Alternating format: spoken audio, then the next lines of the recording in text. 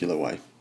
Now we've tied the Alpine Butterfly knot to isolate the damage, as it's three-way loading knot, so when we weight the rope below it, we're still going to be safe. And we've tied it in such a way so the damage is right at the end of the loop of the Alpine. As we come to the backup line first, what we've done is put second isolation in that loop of the Alpine to create a safe clipping point. And we can use our cow's tail to clip into that, or a short connection, which acts as a temporary backup device as we take our normal safety device off the rope and pop it past the knot.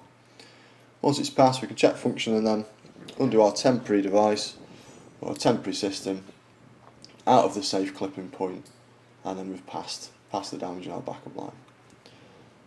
Now the working line, slightly different. We're in our descent mode as we're descending down the rope, so we can utilise our up gear or our ascending gear in order to take our descender off and pop it past the knot. So we're going to get into our up gear just like normal above our descender, and that frees up our down gear. So descender's now redundant, so we can detach that from the rope and then pop it right underneath our Alpine Butterfly knot, which is isolating the damage, and try and get it as tight as possible to that. As in a minute we're going to change back over from ascent to descent, but at the minute we've got quite a big gap between the two, so if we took our up gear off at the minute we would drop down onto our descender.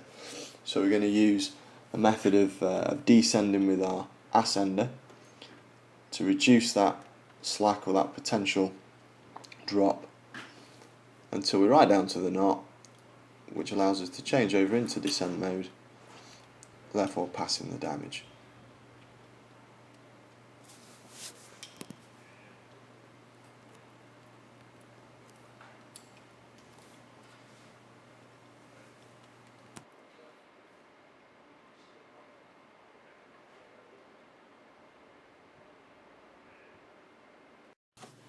So now we're simulating ascending past mid-rope knots that are isolating damage in the rope.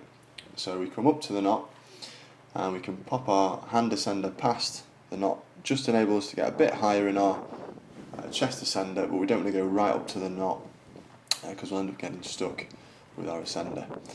Now we need to take the ascender off, our chest descender, and pop it past the knot just like our hand descender, but as it's a main point of attachment we can't do that unless we add something else to the system.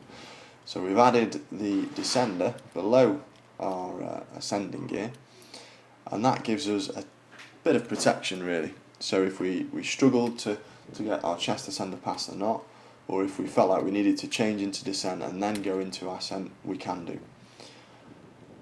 So we added something before we took the other one away, just like any other manoeuvre.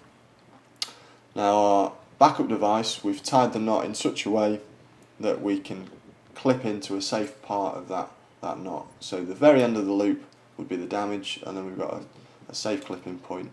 So it's attach a cow's tail or a safe connection while we move our backup device past the knot, and then we can disconnect. So again, add in something before we take something off. Again, the various different ways of doing this. We could have tied another Alpine, a safe Alpine that's not isolating damage, below our backup device, clipped into that and then moved the ascender past, but various different ways of doing it.